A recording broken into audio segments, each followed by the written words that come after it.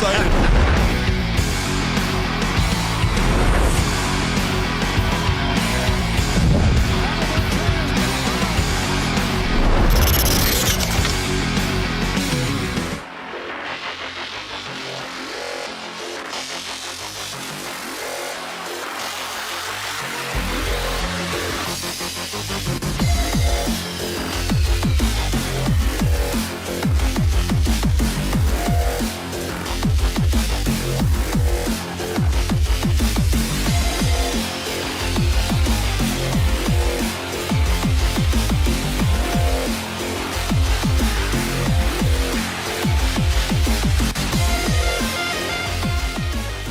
It's time for Two Guys and a Goalie with Dustin Nielsen, Matt Cassian, and the goalie, Joaquin Gage.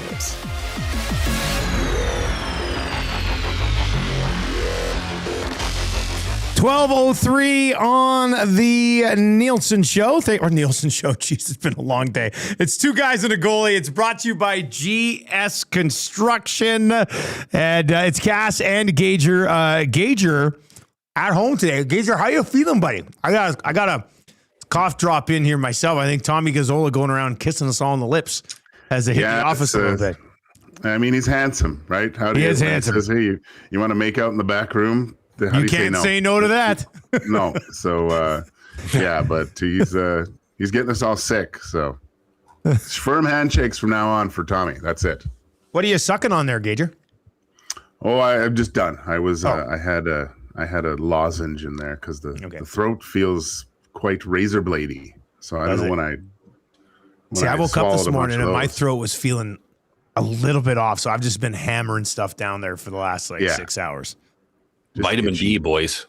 Get the vitamin D in you. Vitamin D, yeah, that's a big one, hey? Yeah, that's sunshine, right? Mm-hmm. Yeah, I'll go stand outside in the sun later today. It'll get me feeling better. I need some vitamin S, as in sleep, this afternoon. I think that's a big one for me. We got a big minor hockey week game tonight. Marshall's team lives on. No way. We don't really win games very often, so it was a big one. What's funny is that I think we now have 3 wins this year. 2 of them have come against the team that we just beat, and the other win we have is against the team we played tonight. So a chance for the White Mud West Snipers to go on a bit of a minor hockey week run, boys. It's good. So will that be 3 in a row for them? No, only 2. We lost our first one. But if you lose your first one in minor hockey week, you get to play again, and then if you keep on winning, you keep going. Yeah. So, but this is a big one. This is 3 games in 5 days for our boys. They're not used to this. They're not used to this with work travel. Yeah, with some travel. We're going to Londonderry tonight. Not ideal from the West End, but we'll see. We'll see how it plays out. Minor hockey week is quite the thing. Like, I grew up in Cranbrook. We each like age group had 2 teams. You had an A team and a B team, and that was pretty much it. So it's pretty cool for kids in this city to take part in. I know guys who are in their 40s who still talk about the year that they won minor hockey week. Like, it was like the biggest thing in their life. I remember when my son was in it. It was great. Yeah, I think we lost the first one, but then we rolled and got to some whatever championship on whatever bracket, and we lost in the finals. It was terrible, but it was what a run. It was awesome. It was going all over the city, playing in rinks that you didn't even know. You passed 100 times and didn't even know there was a rink there. And it was a blast. I loved minor hockey week. Yeah, it'll be fun tonight. The kids will be losing their mind if we win 2 in a row. It hasn't happened all year. It's like the Oilers in 3 in a row. Like, they just can't get 3 in a row. We can't get 2 in a row. So this would be pretty significant tonight for us. It's Two Guys, a Goalie, brought to you by GS Construction. For more than 5 decades, GS Construction has been proud to serve our communities and work alongside incredible people, helping Edmonton grow for over 50 years. Visit gsconstruction.ca for more details. If you are listening on TuneIn or iHeart or at edmontonsportstalk.com today, and you do have a minor hockey week memory, feel free to share with us here on Two Guys and a Goalie. Zedmo over on the chat says, 1 city championships in a long time ago. That's probably how it was for most of you who are listening today to Two Guys and a Goalie. Gage, you know what you're missing right now? Nathan from Past the Pantry brought in meatball subs today. Oh, I know. Past the Pantry's clutch. Yeah, my girls. It's great, isn't it, Cass? love, because that's not far from where we live in Sherwood Park. Okay, so that's my sister-in-law. I don't know if I told you guys this. My sister-in-law actually worked there before her and my brother were married. Yeah, so it would have been like they were dating. She actually worked at the Pasta Pantry, and it was really close to my parents' house. So I actually would eat back in like Bantam. Like that was your pregame? That was my pregame. If my parents didn't have time to make pregame, or if it was like life was too busy, is they'd get Pasta Pantry. So I still love it. Like, and my girls love it. Like the pistachio, they go nuts for it. So those meatball subs are deadly.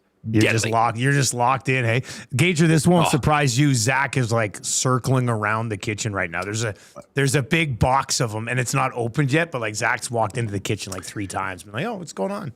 I want to set up something like put a collar on Zach where when he comes into the kitchen, the Jaws theme music starts playing. Like just that's how he is. So like it's so funny when if I'm making something, I can feel his presence and just dun dun. Anyway, hey Gager, dun dun dun dun dun dun. What are you making? So you're gonna be able to eat all that, Gager? Because I'm kind of hungry, so that'll be good. All right, 780-218-9999. Oh, Mike Tomlin has resigned in Pittsburgh. We were just talking about this on the Watch Shop. This was just announced. He'd been there for 19 seasons, boys. Hey, can you imagine the Oilers having the same coach for 19 seasons? My God! Now he's had 7 playoff losses in a row. That shit wouldn't fly in this market. Like, no, you're out of here. But if he wins this game, does he still a coach, Dusty? Do you think? Well, I mean, you mean if he wins this game, then like loses the next one? Does he still stick around? Yeah, type of thing? Would he have? I don't know. He's resigning. I don't know if it's like a mutual, like, hey, we're gonna move on from you anyway. I think it's probably a respect thing. Yeah. To Tomlin to be like, if we're gonna let you go, but we'll let you resign. So that's probably. Anyway, hell of a run. Casino Dealer Jay says Tomlin couldn't make it to 20 years. Fail. Yeah, he'll be scooped up. If he wants to be scooped up right away, Tomlin will be scooped up right away. Kaiser texts in, says, I won minor hockey week in 2008 at Rexall Place. Definitely a memory I will have forever. I still remember walking into the arena with my roller bag like it was yesterday. And Ian texts in and says, I won minor hockey week in 90-ish. Went to the city finals that year as well, and for some reason had 2 weeks off before the final game. Coach didn't want to have any practice before we lost in the final. Very disappointing finish to a dominant year. Can you imagine having 2 weeks off before one hockey game and not mixing in a skate at some point with the team? That's a tough look. That's kind of a reverse psychology there. That's amazing. Yeah, that's a coach who'd had enough. Just like, like enough of this season. I'll see you guys in 2 weeks for the championship game. That's a bit of a tough one. All right, so the Edmonton Oilers, they win last night, and they are back at it tonight against a team that they've done very well against a number of times now in the Nashville Predators. But the Oilers with some news earlier today. They have activated Tristan Jarry and defenseman Jake Walman from the LTIR. They have placed Adam Henrique on the LTIR and moved Connor Ingram from emergency recall status to regular recall status as well. So it doesn't look like anybody's being sent down or shipped out, but it does look like they're going to get a couple of bodies back. So we'll get into that as we work our way through this episode of Two Guys and a Goalie. But first of all, thoughts on last night, Cass. What did you make of a game in which the Oilers end up winning 4-1? Chicago made it somewhat interesting for a bit. I thought both goaltenders played pretty well last night. But what's the big takeaway for the Oil from last night? Well, you won.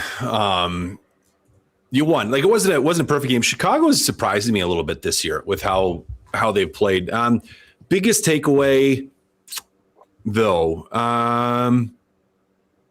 is I might have to go with the goaltending, and you mentioned it a little bit, but just and I'm sure we'll talk about Jarry being reactivated today. I kind of go like we've got a goalie debate on our hands here now. They've got 3 goalies now. 3 goalies now, and it's a positive debate. It's not like a negative debate where like, man, everybody sucks right now and they're all bad and you have no good choices. Like it's steadied out a little bit. Now, some of that has been the Oilers' play. They still give up chances, but I think like Ingram in that game yesterday, like he was good.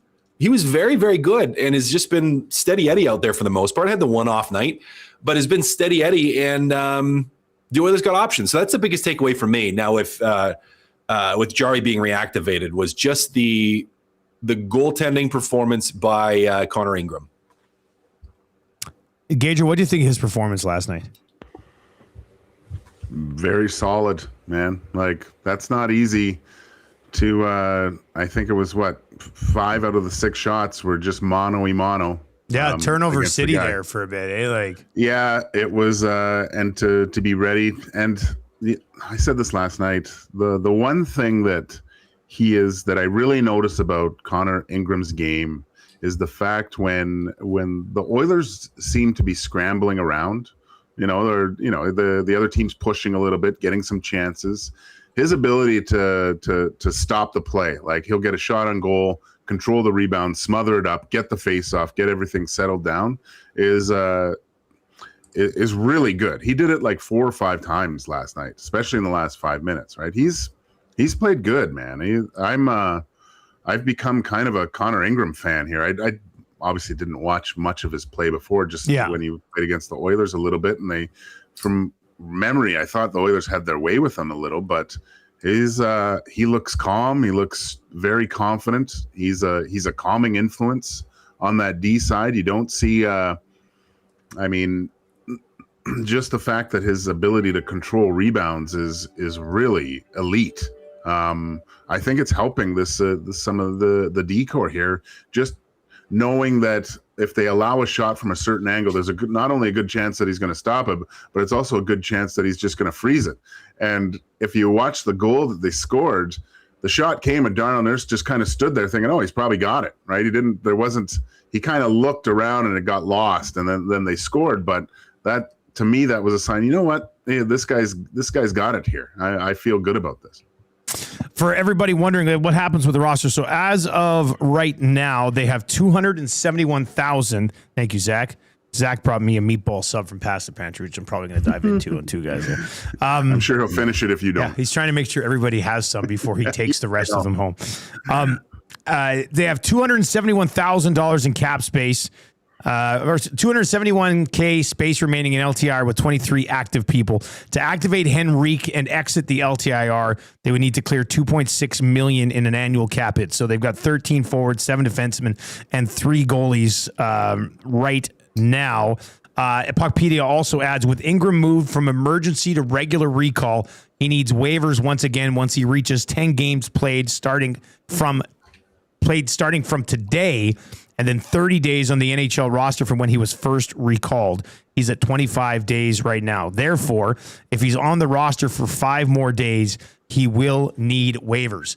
Cass, what say you on this front? If he's on the roster for 5 more days, he gets waivers. So are you sending him down, or are you going to ride it out with 3 goalies for the foreseeable future? I mean, the tough thing is, as you said, how tight you're against the cap outside of that. Like you're that Connor Ingram just isn't enough. Because what is that? 1.1? Yeah, I don't think it would be enough. Yeah, it's not enough.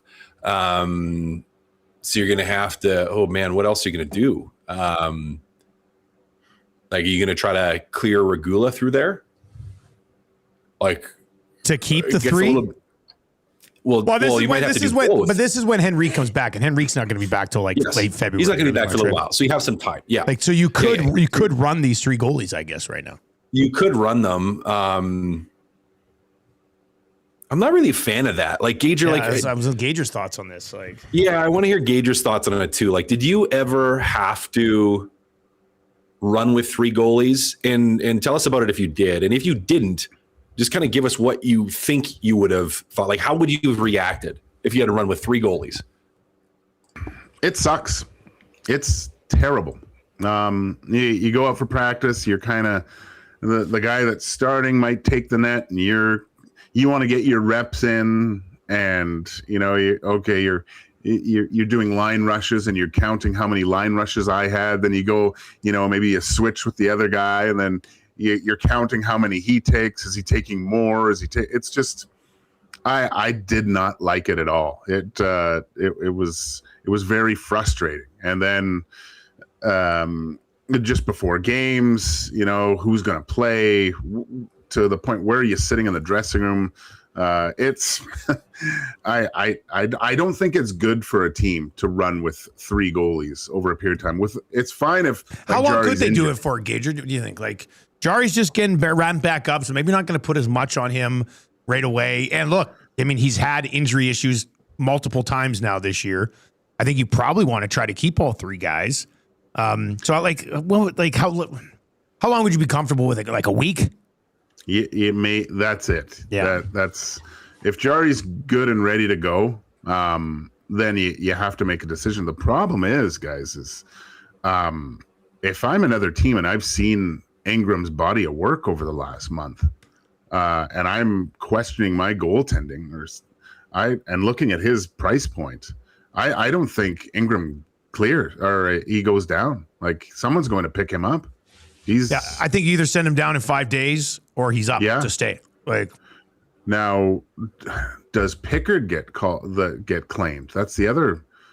He might too. Like someone might look at what he's done over the past few years to a lesser extent, I think, than Ingram. But there still is. I think there's less of a chance if you send Pickard down than if you send Ingram down. That's how. I think you're right. I think the likelihood of Ingram getting picked up is higher than Pickard. Pickard's been better, but he struggled so mightily at the start of the season that, Ottawa Ottawa just signed Reimer. They just signed Reimer, yeah. But they just signed him, right? Like they signed him. So yeah, but it's a 2-way deal.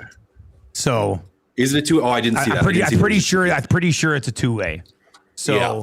Ottawa might be taking anybody at this point. Yeah, that's the area of concern there. So if that's the case, then should they send Ingram down in the next 5 days, just to maintain the 3 goaltenders that you do have, right? Because let's say, and I know Jay and Reed, I think, are going to get into this on their show a little bit later today. Like, okay, so a couple scenarios here. One, you like what Ingram is doing, so you go and you say, okay, we'll send Pickard down. You waive Pickard, you lose Pickard, but you've got this injury-prone goaltender this year. I know people are like this, but this year he's dealing with some stuff. So, Gager, how much of a risk are you taking that you put Pickard on waivers because you like what Ingram's doing right now and you think he's a better goalie? Somebody takes Pickard, and then Tristan Jarry all of a sudden has his groin go again or something along those lines. Then all of a sudden we're sitting here going, well, Connor Ingram's just going to play every single game. Like, in order to avoid that, you have to keep all 3 or you got to send Ingram down in the next 5 days, right? Yeah, that's going to be the $1 million question, Dusty. Is Jarry completely healthy? And that's why I kind of just the way things are going. Well, why is it important to get him? Is it possible maybe a 2-week conditioning stint, right? Maybe that's what you can do for Jarry at this point. Not that maybe he doesn't agree to that, but if he goes down and takes up that 2 weeks before the Olympic break, at least he's playing a bit, then he can kind of get an idea, right? So I don't know. Maybe they're thinking about that. Also, I just looked at Reimer. He's is he on a one-way? He is on a one-way. Yeah, I thought it was a one-way. But yeah, but that's not no movement clause. I mean, you can send him back down. No, you can send him down, and it's you could, buried too. Yeah, I can't see them doing a conditioning stint. I mean, I would, if you're Jarry, why would you agree to that? Yeah. I don't. With 3 guys, the most likely is they send Ingram down the next couple days. That's the safest one, right? It's the safest thing to do. Yeah, that's probably the safest thing to do. I know Gage just said it's a nightmare, and I'm going to take Gager's word for it, but like part of me is there's not a lot of you can roll with 13 forwards. Right, you can roll with 7th defenseman. It's not like there's a 14th forward. You're like, got to have him on the roster because they're really pushing things, or an 8th defenseman that you love, and you're like, we got to keep him around. Like you could go 13, 7, and 3 for the next couple of months and try to trade Mangiapane before Henrique returns, and then just kind of continue on as is. I think there's a path to do that. Let me ask you guys this: like, by all accounts, the room absolutely loves Pickard. He's come up big for them in the last couple of playoffs. Cash, would you worry about anything by cutting that guy out of the room right now? Like, no disrespect, he is a backup goalie, but like, what is that? Like, what?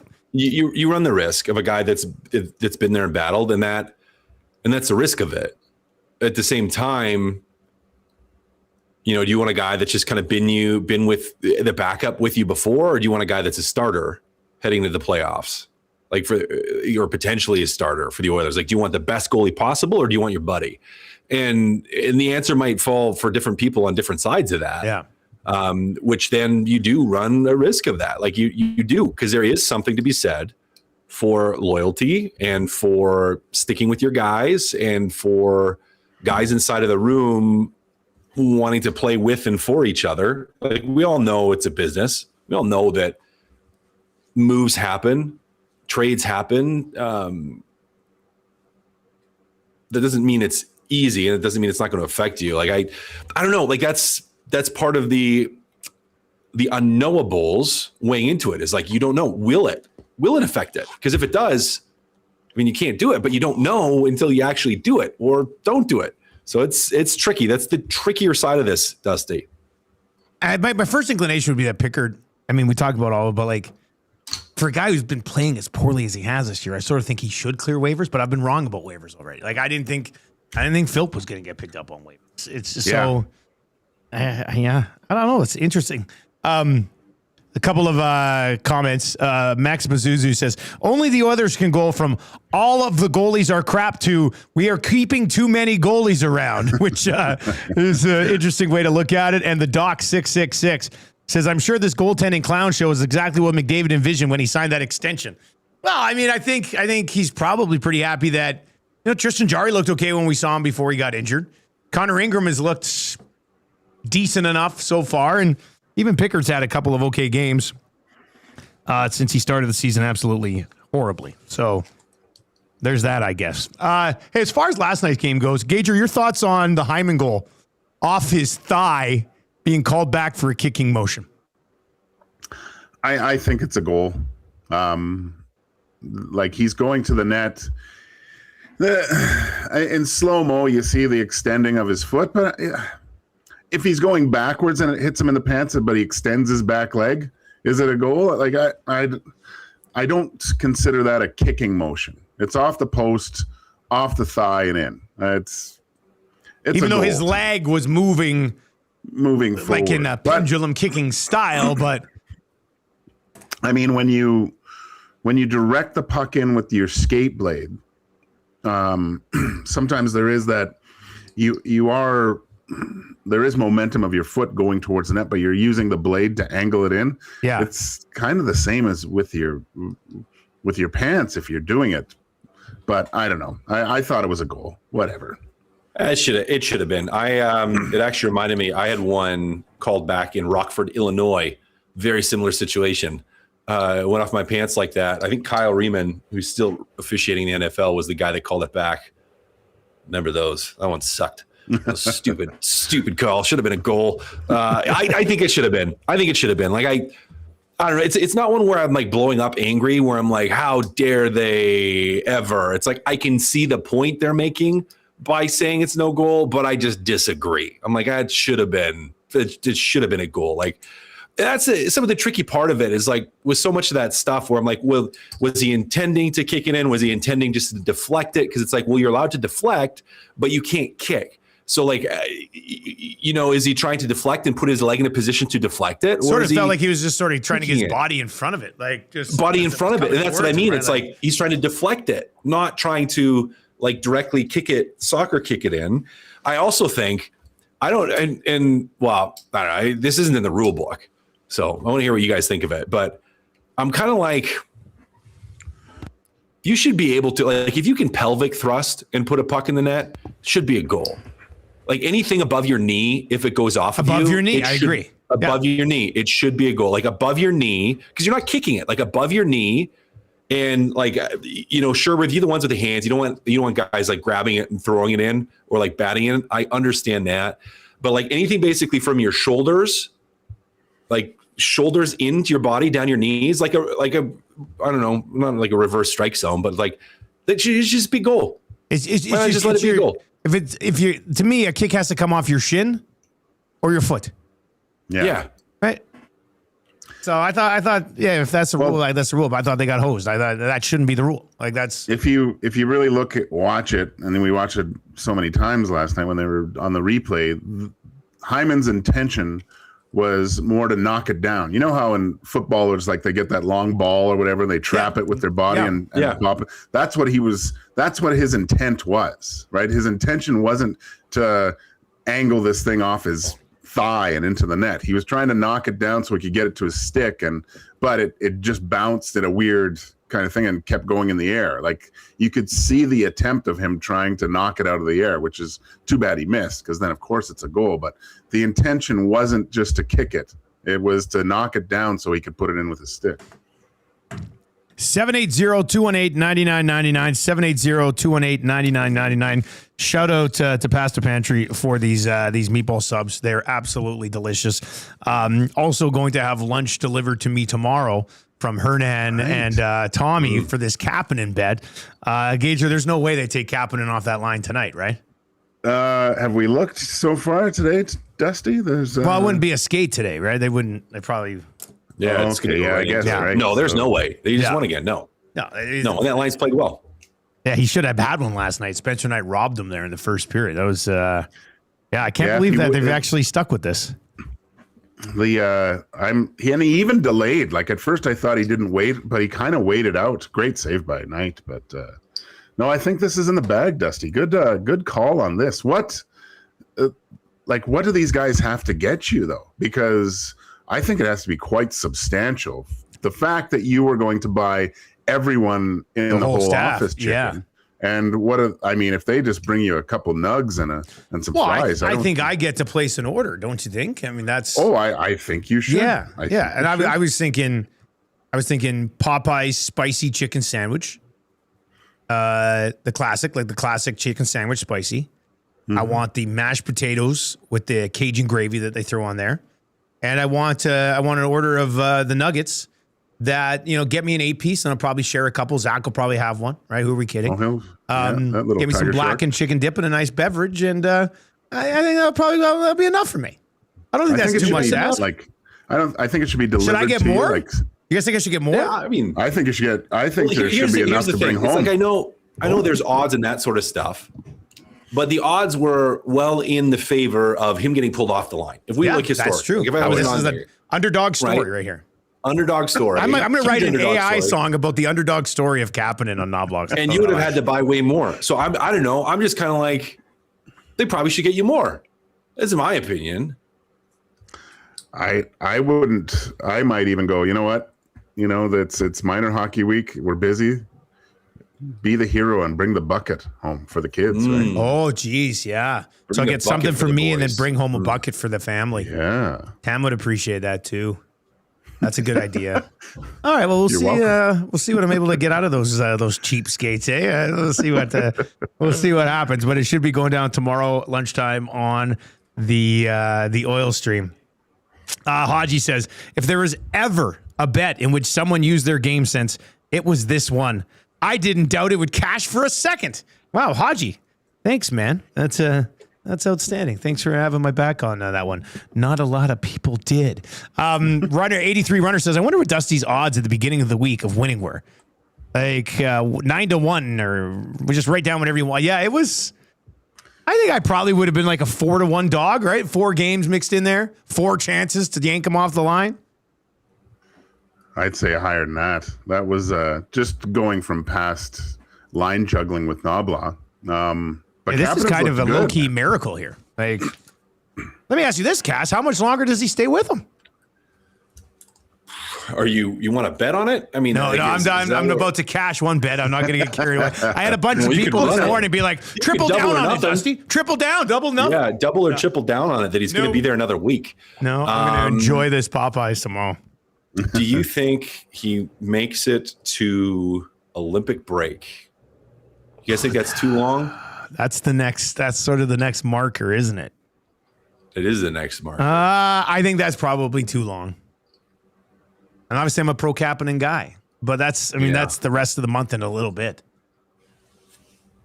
Now, the one thing I had going for me, which will be the one thing that he continues to have going for him, is Roslovic's your third line center until further notice, right? Adam Henrique is out. Mm-hmm. There really isn't another solid option as your third line center, and Roslovic's the only guy who would sort of be in danger of maybe taking Kapanen's job away, with maybe a little hat tip to Matty Savoy if something were to change. But outside of those two dudes, I don't see any other options to play with Draisaitl. I thought Roslovic looked pretty good last night. Had some chances. He had some chances. Fourth line, I thought, was okay last night, too. Lazar had 4 shots on goal last night. Yeah. Any thoughts on Mangiapane? 4 hits, but I don't know if there's anything else. He's trying. He's trying. Would you take him back out tonight and put Howard back in? Depends how close you are to trading. Like, you can't only healthy scratch him and expect to find a trade partner, which is tricky. And listen, I think for Mangiapane, like, it's a situation where he's a guy that is used to playing way more minutes and just hasn't either adapted, and it's just not a role that he's comfortable with. So it's a tough spot for him.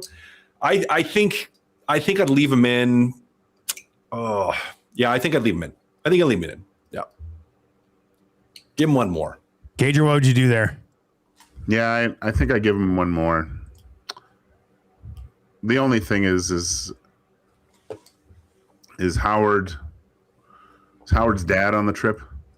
Probably, right?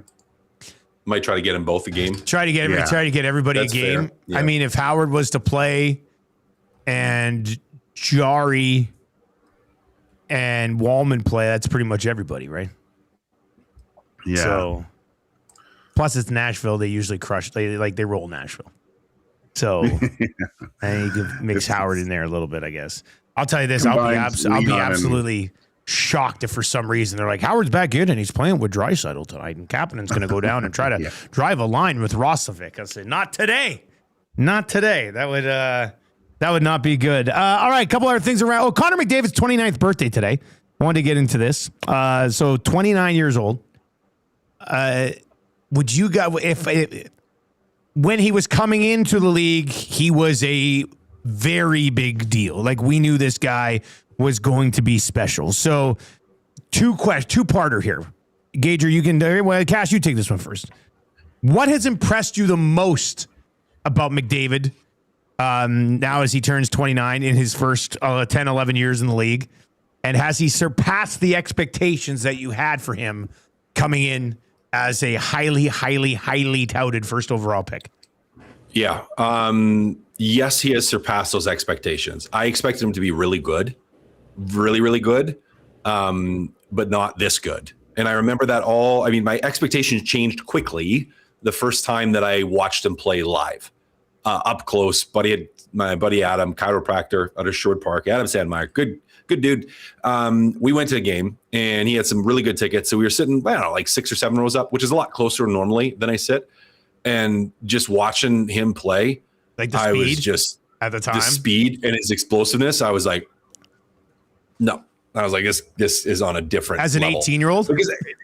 As an 18-year-old, because I remember being in Ottawa playing and starting to read articles about him. And any time as a guy in the NHL, you're reading articles about these young kids. Like, there's always a party that's like, oh yeah, he might be really good, but he's not going to be nearly as good as they think. Or like, he doesn't know how hard it is to get here. He hasn't had to deal with like all that, whatever, call it whatever bias you want. And then it all changed in that first moment. But I expected when he was drafted, I'm like, okay, he's going to be really, really good. You watch him in World Juniors. I'm like, guy's probably going to be an all-star, going to be great, huge for the franchise. But did I think he was going to be as dominant as he is? No, I did not. Now that perspective switched very quickly as you saw him start to play and play more often. So he surpassed my expectations. What was the first part of the question? Was it like, what's impressed you the most? What's impressed me the most? Man, I'll go with 2 things. A hockey one and a non-hockey one. Hockey one, what's impressed me the most, I mean, still just his absolute explosiveness and his ability to know when to cheat. Oh, okay. Like when to pop, like take off. Yep, when just to go. And the best players are really good at that, and he's better than most of them. Of just when to take off, when to cheat in the offensive side, but then just that explosive, like just his ability to move and use his edges laterally at speed. So his ability to move side to side while going full speed forward as well is insane. It's insane. Like, you have guys that are like, McKinnon does it very differently. He's explosive, but he's straight line and he's going to run you over. Like, he's going to overpower you in a lot of ways. Makar is a little shifty, but McDavid's just like, when he's moving full speed and he's got those crossovers going and he's gaining speed still while crossing over, moving forward, like, that lateral is just nuts. So it just blows my mind every single time. Still just blows my mind. And secondly to that, and maybe impressed the most, I just, it's hard, and I think a lot of people don't appreciate it. It's hard to be a hockey superstar in a city like Edmonton out in the public. It's, and yes, there's the money, and yes, there's this, and yes, there's expectations, and but it can be very difficult to do that. I will say I have not, in all the years, I have not heard one, and it's possible they're out there. People have bad days, and McDavid has bad days too. He has days where he's tired and he's cranky and he's grumpy. I had those days last week. My wife wasn't very happy with me. I was grumpy. I had one of those days over the weekend, and I'm usually a pretty happy guy, but Saturday I was just like, me too. I was grumpy, and I was just like, I was trying to make lunches in the morning. She was making her own breakfast. I was making kids lunches, and I felt like I had no space and I was grumpy. So those moments happen. And I haven't heard from a community standpoint anything but positive things about his interactions with people and his interactions in particular with kids, knowing that people probably still come up to him way too often and bug him if he's ever out at dinner and all those things. Is he carries that, from my observation, very, very well. And I appreciate that tremendously. So I know that's a non-hockey thing, but that I appreciate that a lot. And I mean, the guy put his money where the mouth is. Contract standpoint. I mean, the contract to just take the same money for a couple more years. I mean, as far as things that impress you the most, that would probably be on top 5 on the list. Gager, what do you got, buddy? Yeah, I was going to say the contract thing, and the fact that, as a young man, you're hitting your physical peak around, I think, this age, like 28, 29, 30. He's at the height of his powers. Not to say it's going to diminish a ton, but he's what he's been able to do this year, and like you said, Cass, put his money where his mouth is, and still be considered one of the best players in the NHL with taking the same money is quite admirable. To give put the team ahead of himself, and his contributions in the community, and it's kind of like the stories you hear of Sidney Crosby, the same way, right? They're not out in the public too much, and they don't want to be out in the public too much. But when you do encounter them, there's nothing but good things. But I don't know what it is, but I've been watching, or just kind of focusing on other teams' power plays recently. How do they look compared to the Oil?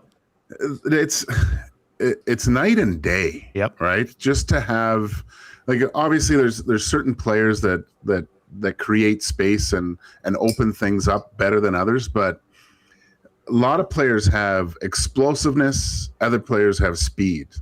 There's not too many that have both, and at the top level. And Connor's separation that he can get with one stride from an attacker just creates so much more space and such a headache. When he's flying around with the puck on the outside on the power play, you can see it's causing so much havoc. Man, he's one hell of a hockey player. It's crazy how hard it would be to defend a player like that. Yeah, like as far as expectations go, outside of the Stanley Cup, which you're not going to hang solely on him, he surpassed what I thought he was going to be. I mean, Greg Button said it today. He goes, Connor McDavid only plays in the NHL because there's not another league above it. Like, like that's where he probably belongs, is in the next level, which is what you've seen. His ability to control the puck at the highest of speeds. Like prior to him, there's like Pavel Bure would wind it up. He was phenomenal. Sergei Fedorov was a guy who could absolutely scoot and carry the puck at a high pace. But Connor McDavid, it just does it at such a level that, I don't think it's ever been touched in the game. As athletes continue to develop, could it be matched at some point? over the next 20 years, maybe, but I wouldn't guarantee it. Like he's that much of a freak. The other element of, how has he impressed you the most? Somebody mentioned it in the chat, but when he hurt his leg, how quickly he recovered and then came back and put up a monster season the following year. Like that was ridiculous. Absolutely ridiculous. So he's like a superhero on the ice for these guys at the age of 29 today. And I'd expect the birthday boy to get 3 points tonight in Nashville. So if you want to find that, you can hop over to Play Alberta. Play Alberta, the title sponsor of everything we do here at Edmonton Sports Talk. And we are just loading up the plays today. We got the early bird bet from earlier today. Oilers money line, McDavid and Draisaitl 2 points each. It's at plus 250. Jay's play of the day, McDavid and Draisaitl each with a power play point. It's plus 275. What else we got? NHL partner parlay tonight. Oilers to win, Caps to win, Stars to win. That's plus 480. And then I did throw Oilers and Stars to both win in regulation. That's via Big Uke. That one's plus 450. We've got an NFL parlay in there. Texans plus 3.5, Bears plus 4.5. At plus 230, and the grandest of parlays has been sent over as well. So find all of those on the EST specials page over at Play Alberta. I do have some hire it or fire it we can dive into here over the final 10 minutes. And these are put together by YouTube Trev, who's actually going to join Gager and I on Thursday in studio. Because Cash, you're off on Thursday, right? You're flying. You're going to be in the air. I'm flying. I'm in the air. So Trev's going to get the call up to be on Two Guys and a Goalie that day, and I'm sure he'll have some sort of insane confession that'll totally get us sidetracked for an hour. So that'll be good. All right, here we go. Hired or fired. Connor McDavid will join Wayne Gretzky as the only two players in NHL history to reach 2,000 points in their career.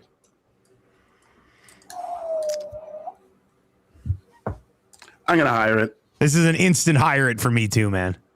Yeah, it's the one thing, and I'll mention Jason Chimera, who was played over 1,300 games, I think, or over 1,000. I know that, but one of the main reasons was he's a brilliant skater. It just never leaves. So, I mean, even at the end of his career, Connor's going to flirt with 100-point seasons. So if you just do the math on itself. Yeah, he's going to play probably for 20 years. He's probably going to finish upwards, that 2,100 mark for sure, barring any injury. I'm just looking at, I'm doing the math on her. He's at 1162 right now. Let's say he was to play let's say he played 8 more years after this year. You're looking like 104 points per season to get to 2,000. And that's just 8 more years where there might be... Yeah. There might be a little bit more than 8 years left in the tank for this guy. So I think he does it. Gas? He probably does it. I mean, he has to stay healthy. There's so many variables. He has to stay healthy. No big injuries, but he probably does it. Yeah. Who am I to standing in the way of that? I'm not. I will not. So probably does it. Yep. That'd be awesome. All right. Connor Ingram will get more starts than Pickard for the rest of the season. Hire it or fire it? Hire it. Hire it. He's going to. He's more of a starter. He's technically really, really good. Guys. Yeah, he's technically much better than Pickard. Hey, Yeah. And it's when the only game that he struggled in was the Boston one. Is that what I'm thinking? Was the no, it was it the one Winnipeg? No. I should remember this. It was oh no, it was Boston. It was Boston. I'm pretty sure it was a Boston game, right? Because that wasn't Boston. that was they got some late ones that looked kind of iffy, but I mean, put that game aside. Can you think of a goal that you were like, he probably wants that one back? There's not many. Not many of them. I don't think there's many of them. He makes the other team have to do something not special to score. It has to be a deflection, a big screen, something he hasn't really allowed a weak goal since that Boston game. That's the only time where he's thought he'd like a couple of those back, right? That's an NHL goaltender. Bottom line. Here's another one from Trev. Hired or fired, Nikita Kucherov is the best Russian player of all time. Ooh. This man. That's this is personal preference. We could spend a whole episode on this question. I mean, it's okay. So, I mean, I would fire it and say it's Alexander Ovechkin. He's won 18 individual awards at the end of seasons, and is the all-time leading goal scorer in the league. So, I would go with Ovi. But I can see the question. I can see the question. Like, how are we going? Like, what do we mean by best, though? Like, we got to define our terms here on this. Like, because, we could talk about a Fedorov. We could talk about like a Pavel Bure if he didn't have injury problems. Like, there's. I mean, we can talk about all those guys, but Ovechkin scored the most goals in NHL history and broke Wayne Gretzky's record. Yeah, and would have over 1,000 goals without. And that's why he'd be in the discussion. I mean, I probably got to fire it, but I just it's a bigger discussion for me. I'm going to fire it just because I don't think it'd be him. I mean, the fact that Kucherov is winning Art Ross's in McDavid's era is very impressive. Don't get me wrong. I think he's got 3 of them. He has more 100-point seasons than Ovechkin had. Ovi had 4 in his first 5 years. But Ovechkin's got 917 career goals. And what's the hardest thing to do in the NHL? Score goals.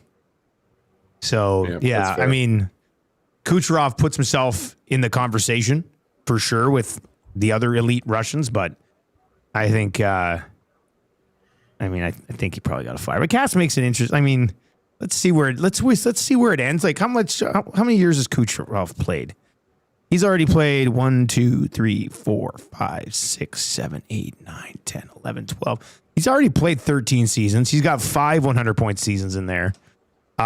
Scored 40 goals 3 times, hit 44 once. That was his highest. Had a 100 assist season at one point as well. Has a Hart Trophy, 2 Ted Lindsays, 3 Art Rosses.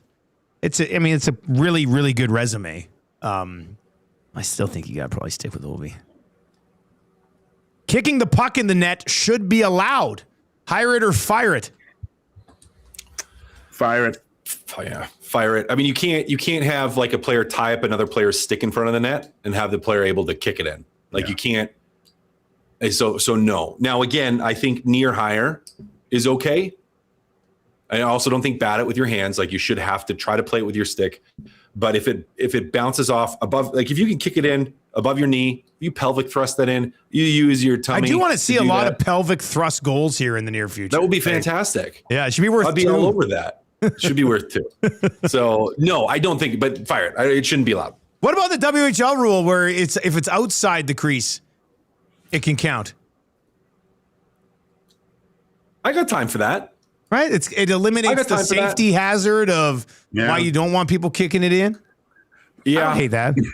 I don't hate that. I mean, it's same thing though. I think of like from a defending standpoint, like if I'm doing everything right and I, tie up a guy's stick, enable him or like stop him from being able to get to the net and he just like kicks it between your legs. And if the goalie's down and out or something, I don't know. So I'd have to chew on that. I like that idea more than a blanket. No. Yeah. But I got to think on that. That's a good one. That's a good What about question. some headers? Like guy goes into the corner and just sauces it from the corner. Just sauces it up, flips it up. Comes flying in with the header. I got time for that. Oh, yeah. I think that should count too. I mean, that would be fun. That would be good to see. The Oilers power play will still be talked about in 20 years as the best of all time. In 20 years. In 20 years, we're talking about power plays, and are people still going to? It's a good power play, but it's not. It's not the Oilers in the 20s. Oh, that sounds weird to say. It's not the Oilers in the 20s power play. I guess it all depends on who joins Celebrini over the next few years. If he gets another running mate and an elite defenseman, look out. Look out. I don't think anything touches this one, man. I don't think so. It's a perfect mix of what you need on the power play, right? Yeah. I don't think so. I think it's best we're going to see for a really long time. You're right, Gager. It is the perfect mix. You've got right? the like bomb. the 5 guys they've got there are all perfectly suited for where they are. Yeah. You know what it reminds me of mostly this power play is the old Washington Capitals power play, where with Backstrom, with TJ Oshie, Yeah. Ovi, John Carlson, Carlson, Mike Green before him. Yeah, like it was automatic. Like it was automatic. They were getting at least 5 good scoring chances. Was right? Marcus Johansson the 5th guy on that? Who was the 5th guy on that power play? Oh, was the Russian? What was the Russian's name? Escaping me. Alexander Semin. No, the guy that did the bird. The guy that did the bird. Oh, Kuznetsov. Yes, Kuznetsov. Yes. Kuznetsov. With Kuznetsov Backstrom. was Yeah, that's a good Backstrom, one. Obi, Oshie. Yeah. That was nasty. That is a pretty good one. All right, there you go. That's Hired or Fire It, 2 guys and a goalie, presented to you today and every Tuesday and Thursday by GS Construction. For more than 5 decades, GS Construction has been proud to serve our communities, working alongside incredible people, helping Edmonton grow for over 50 years. Visit gsconstruction.ca for more details. Zach, what's coming up on EST Afternoons, buddy? Well, we got a good show lined up. Derek Van Diest from NHL.com will be popping by to preview tonight's game between the Oilers and Predators and to talk about the LTIR activations with Jarry and Walman being activated. And the boys will get into the game from yesterday, diving into the highlights and lowlights from the big win over the Blackhawks. And go around the NHL and NFL, talk a bit about Mike Tomlin stepping away, and should be a fun show. All right, lots on the go coming up for EST Afternoons. Cass, you have a good time on Thursday wherever you're off to. We'll see you a week from today. Gager, hang in there on EST Afternoons, my man. Keep sucking on those lozenges, and hopefully we'll see you back here at the office tomorrow. EST Afternoons is on the way next. If you're listening on TuneIn or iHeart or at EdmontonSportsTalk.com, about 5 minutes will be up with EST Afternoons. If you're watching on YouTube, turn on autoplay, and that'll take you right on over. That'll lead into the Reed Wilkins Show from 3 until 5, and then the GCL Diesel pregame show. Tommy will be live tonight at Boston Pizza Clairview. If you want to go watch the game, have a chance to win some tickets to a future game as well. Big shout out to Nathan from Pasta Pantry for dropping off these meatball subs as well. They are absolutely delicious. For Matt Cassie and Joaquin Gage, I am Dustin Nielsen. 2 Guys A Goalie brought to you by GS Construction. Thanks for joining us. Enjoy that game tonight. We'll break it down tomorrow morning on the Nielsen Show. Until then, take it easy.